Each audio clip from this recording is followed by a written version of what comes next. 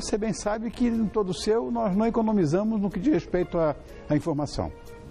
Muito bem. E se ela couber no seu bolso? Hã? Melhor ainda, né? Você quer se planejar melhor para as férias das crianças, já sabe como estruturar a sua viagem, contando com o dólar que hoje subiu uma barbaridade, está altíssimo, e essa inflação, como é que ela influi no seu bolso?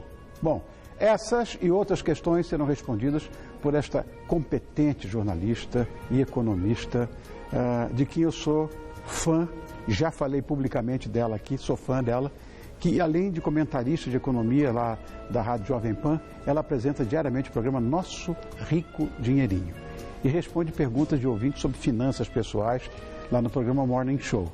Eu estou recebendo esta bonitinha, não sabe nem ser jornalista, economista, que é tão bonitinho. Denise Campos de Toledo. Olá, como você está, meu amor? Está bonita, não sei Obrigada.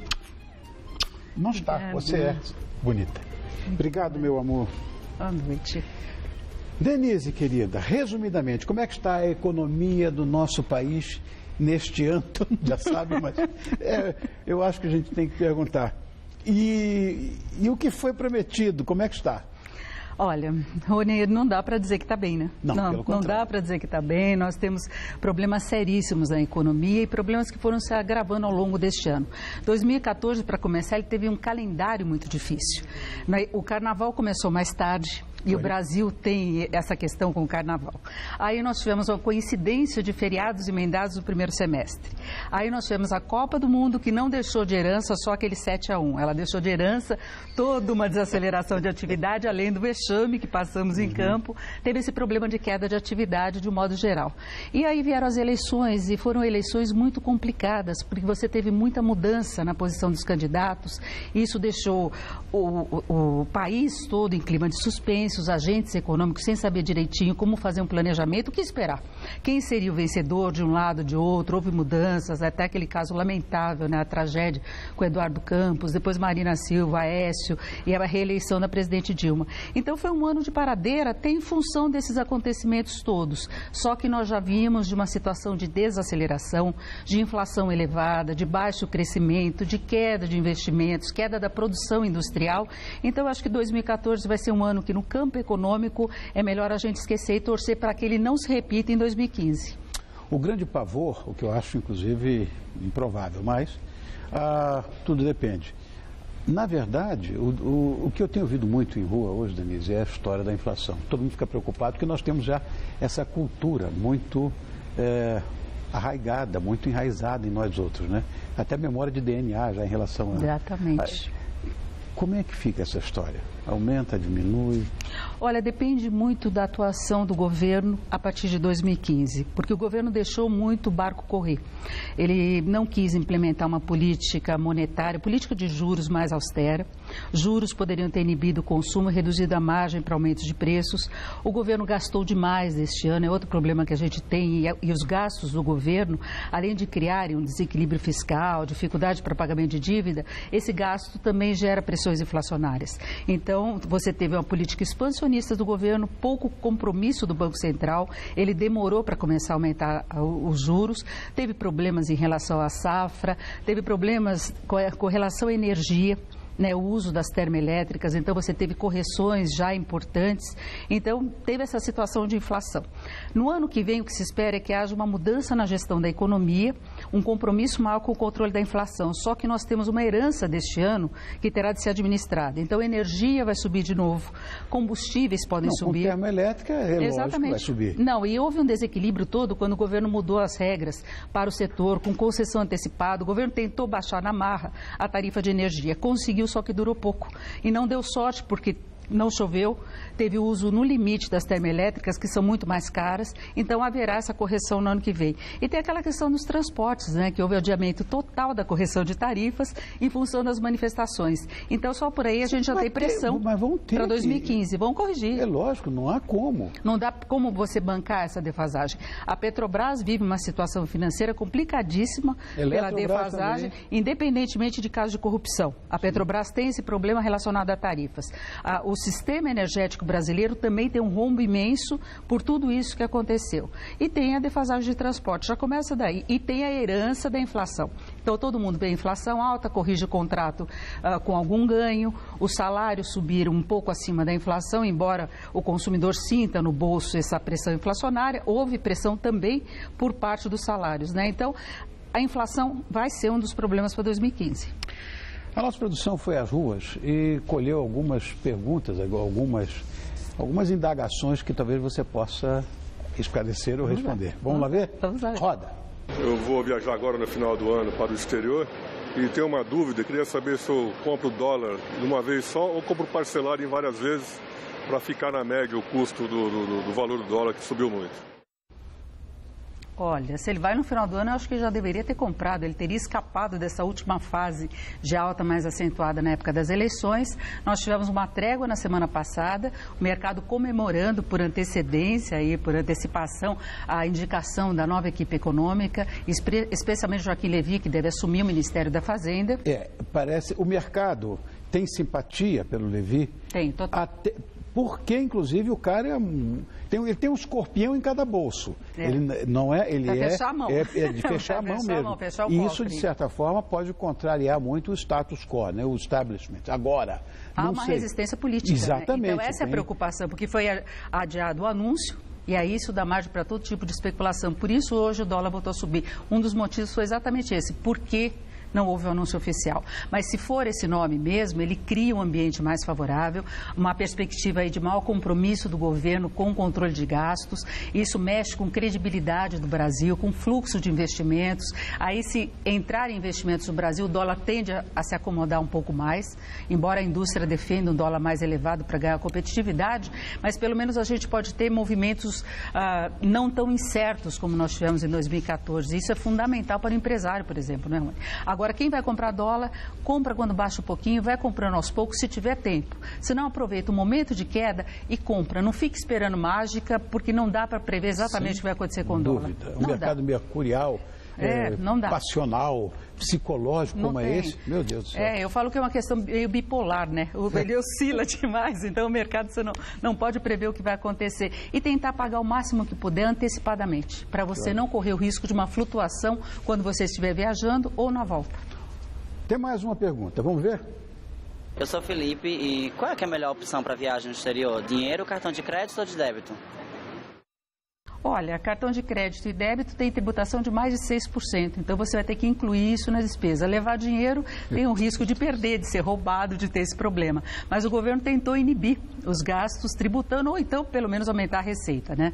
Porque a arrecadação cresceu muito. Fico na segunda opção. Exatamente, engordar a arrecadação. Então, a pessoa deve evitar, se puder, não gastar, principalmente o cartão de crédito, porque aí quando você volta, na hora de pagar a fatura, o dólar pode estar mais alto. Aí tem essa surpresa também. A história, mas pagar com dinheiro, se o cara se enche de dólar e leva, vão roubar. É um risco, inclusive em hotel, já houve problemas seríssimos com brasileiros no exterior. Então, tentar pagar o máximo que você puder, passeios, hotel, a passagem, dá para você fechar uma série de coisas. Aqui do Brasil, você não corre o risco de uma oscilação do dólar e leva menos. Né? Sem dúvida. Bom, nós estamos agora no meio do Natal, Denise. Para mim, é a hora mais insuportável, o momento mais insuportável que existe no ano, porque as pessoas enlouquecem. Tem pressão de compra, né? Eu nunca vi uma coisa tão louca como essa. Exatamente. Né? O aniversariante não leva nada nessa história, mas sai todo mundo aí barbarizando, trânsito, uma loucura. Então, a minha pergunta é simplesinha, né? Este telespectador vai fazer a pergunta para você. Vamos lá. Olá, eu sou a Thaís. Eu gostaria de saber qual seria a melhor forma de eu me organizar em relação às compras de fim de ano no crédito. No crédito. Deus.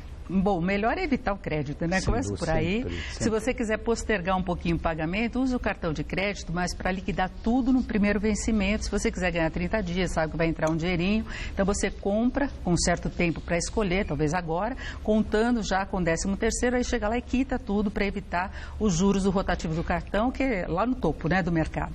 Então, esse é o principal. Depois, se você não conseguir escapar do crédito, pesquisa. Pesquisa juros, os preços e confere o valor final. Então, você você vai numa loja, vê parcelado quanto que é o custo final daquele produto, do que você quer comprar, vai em uma outra loja e compara o custo final. Aí você tem uma ideia de onde você pode economizar mais. Mas tenta evitar o crédito o máximo possível, eu acho que é o melhor. Existem lojas, inclusive, que têm uma visão, eu não sei se é equivocado ou não, o preço à vista é o preço a prazo, quer dizer, em poucas...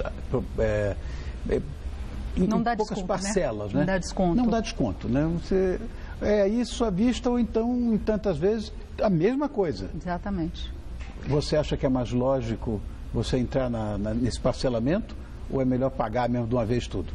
Se você não tiver desconto mesmo, você parcela e deixa o dinheiro aplicado, mesmo que seja na poupança, rendendo menos. Se você não conseguir desconto, você negocia, não conseguiu e aquele preço da loja é menor do que da concorrência, aí parcela e deixa o dinheiro aplicado se você tiver essa reserva.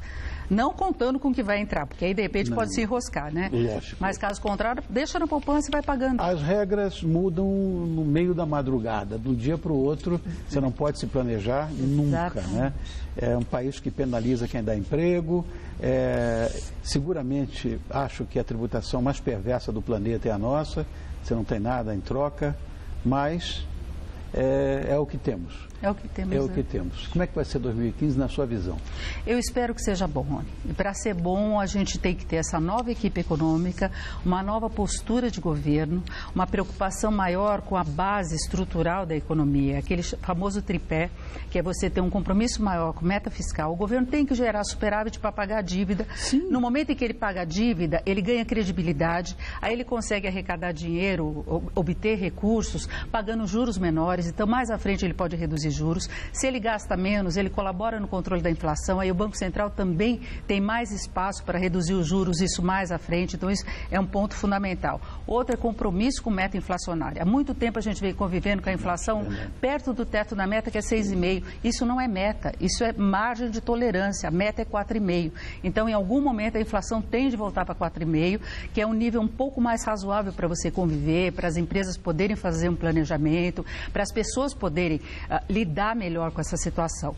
E ter a questão do câmbio flutuante, de todos os outros estímulos que a indústria merece, porque a indústria garante mais atividade, garante mais emprego, garante um crescimento maior da economia brasileira. Então, acho que são pontos fundamentais que o governo vai ter que implementar, caso contrário, ele corre o risco até de comprometer os programas sociais que ele defende tanto. Porque você tem que ter uma inflação mais baixa para assegurar recuperação de renda, uma melhor distribuição da renda. Não tem de onde pegar dinheiro para a bolsa nenhuma. Você não faz mágica, né? Então não dá para criar uma situação ilusória e achar que você vai empurrando com a situação, eu vou ser bonzinho, eu vou reduzir um preço, eu vou reduzir um tributo pontualmente, não. E depois partir para as reformas maiores, né? A reforma tributária, você criticou a carga tributária, é pesadíssima mesmo, o país está devendo isso para a população já há muito tempo. É uma redução da carga tributária sem que isso comprometa os já precários serviços que a gente tem, né? Correto. Que a gente paga muito, recebe muito pouco, você não tem educação de qualidade, você não tem saúde de qualidade, você não tem infraestrutura de qualidade, nem segurança. Não tem segurança. E paga muito imposto. E esse imposto é desperdiçado com gastos exagerados, até com a máquina pública. Então, tem que buscar esse caminho. A receita está aí, o problema é que não querem seguir, né? Exato. Aí a gente pode ter um 2015, eu prefiro ser otimista, a gente está chegando no final do ano, Natal, mas não vamos ficar gastando também por causa disso, né? Lógico. Mas é isso. Obrigado, Denise. Obrigada pelo convite. Denise Campos de Toledo, brilhante economista, jornalista, que eu admiro tanto, já disse que sou fã, repito, esteve nos visitando hoje e eu quero só lembrar que ela está na Jovem Pan, ela é comentarista de economia e apresenta diariamente o nosso Rico Dinheirinho. Final da tarde. Final da tarde. E volta mais vezes. Volto, né? Só me convidar. Vamos combinar, falar. Afinal, você é minha xará. Sabia que se eu fosse mulher, meu nome ia ser Denise? Verdade. E eu já fiquei sabendo que você tem formação em economia. Nada é perfeito. Eu tenho boa família e bons amigos. Não fala assim. Obrigado, meu amor. Obrigada pelo convite. Volte sempre. Obrigado, Denise. Obrigado, amor.